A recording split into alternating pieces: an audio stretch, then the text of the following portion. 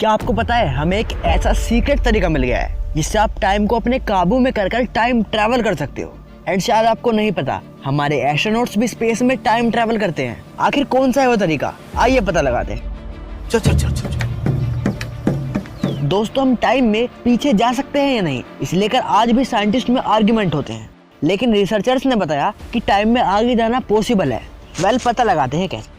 दोस्तों, आइंस्टाइन की special theory of relativity की एक प्रॉपर्टी है टाइम डायलेशन, जिसके जरिए आप रियल लाइफ में टाइम ट्रैवल कर सकते हो। स्पेशल रिलेटिविटी बताती है कि कैसे स्पीड मास और स्पेस को अफेक्ट करती है, और आइंस्टाइन ही वो पहले साइंटिस्ट थे जिन्होंने कहा कि टाइम कांस्टेंट नहीं है, यानी कि टाइम सबके लिए एक जैसा नहीं चलता। बाबा, टाइम बहुत खराब आ गया है।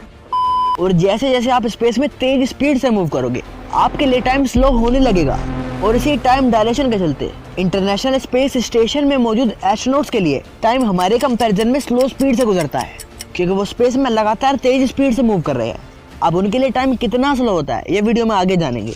दोस्तों, टाइम ट्रैवल करने के लिए पहले आपका ये जानना जरूरी है कि स्पेस टाइम कैसे वर्क करता है। यार, आइंस्टाइन ने अपनी स्पेशल थ्योरी ऑफ रिलेटिविटी के जरिए दुनिया को समझाया कि स्पेस के 3 डायमेंशन होते हैं, जिसके साथ टाइम का 4th डायमेंशन जुड़ा होता है, और इसे ही उन्होंने स्पेस टाइम का नाम दिया। और इसी स्पेस टाइम फैब्रिक में जहाँ जहाँ ग्रेविटी होती है वहाँ एक कर्व बन जाता है। जितनी ज्यादा ग्रेविटी उतना गहरा कर्व, मतलब कि ग्रेविटी स्पेस टाइम फैब्रिक को बेंड कर सकती है, जिसका मतलब है कि जहाँ ग्रेविटी कम होगी वहाँ टाइम तेज स्पीड से भागेगा, और जहाँ ग्रेविटी ज्यादा होगी वहाँ टाइम स्लो स्पीड से चलेगा। अब जानते हैं आइंस्टाइन की वो डिस्कवरी जिसकी वजह से हो सकता है कि आने वाले कुछ सालों में हम भी टाइम ट्रेवल कर सकें। दोस्तों, ये बात तब की है जब आइंस्टाइन फिजिसिस्ट नाथन रोजन के साथ मिलकर ब्लैक होल की स्टडी कर रहे थे। तब वो थियोरेटिकली बताते हैं कि ब्लैक होल स्पेस में एक ब्रिज की तरह काम करता है, जिसका दूसरा छोर ब्रह्मांड में किसी दूसरी जगह पर खुलता है, और इसे ही नाम दिया गया आइंस्टाइन रोजन ब्रिज, जिसे आज हम वर्म होल के नाम से भी जानते हैं। आइंस्टाइन के अकॉर्डिंग एक ब्लैक होल दूसरे व्हाइट होल से जुड़ा होता है, और जो चीज ब्लैक होल निकलता है वही चीज व्हाइट होल के जरिए बाहर निकलती है।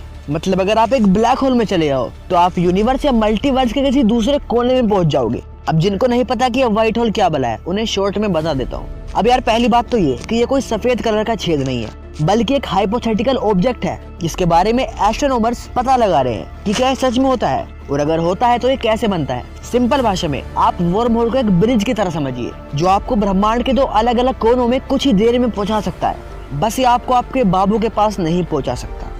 मैं तो कुछ और ही समझ रहा था। दोस्तों, एक वर्म होल के बनने के लिए स्पेस टाइम फैब्रिक में एक बहुत ही गहरा कर्व बनना जरूरी है, जिसके लिए हमें बहुत ही पावरफुल ग्रेविटेशनल फोर्स की जरूरत है। इसलिए कुछ फिजिसिस्ट मानते हैं कि एक वर्म होल के फॉर्म होने के लिए सबसे अच्छी जगह होगी एक सुपरमैसिव ब्लैक होल। और ऐसा ही एक ब्लैक होल हमारी गैलेक्सी के सेंटर में मौजूद है, सैजिटेरियस से। फिर क्या हुआ? और दोस्तों, जब आइंस्टाइन और नाथन रोजन अपने वर्म होल के आइडिया पे काम कर रहे थे तो उनके सामने कुछ बहुत बड़ी चुनौती आई। पहली, आइंस्टाइन की जनरल रिलेटिविटी के अकॉर्डिंग जब कोई नॉर्मल मैटर वर्म होल से पास होगा तो उससे वो वर्म होल बंद हो जाएगा, और उस वर्म होल को खुले रखने के लिए हमें जरूरत होगी नेगेटिव मैटर की।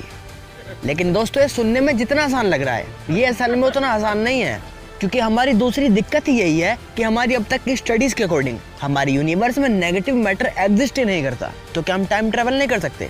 उदास होने की जरूरत नहीं है बीड़ू लोग, क्योंकि साल 2017 में फिजिसिस्ट ने क्वांटम इंटेंगलमेंट की मदद से एक वर्म होल को खुले रखने का तरीका ढूंढ लिया, जिससे ट्रेवलर के पॉजिटिव मास जितना ही नेगेटिव मास क्रिएट किया जाएगा, ताकि वो वर्म होल स्टेबल रहे। तो यार, अभी तक के लिए तो वर्म होल से टाइम ट्रेवल करना एक सपने की तरह है। तो क्या बिना वर्म होल के हम टाइम ट्रेवल नहीं कर पाएंगे? नहीं, ऐसी बात नहीं है, हम वर्म होल के बिना भी टाइम ट्रेवल कर सकते हैं, लेकिन वो थोड़ा मुश्किल है, क्योंकि उसके लिए हमें बहुत ही ज्यादा अमाउंट में एनर्जी और स्पीड की जरूरत होगी।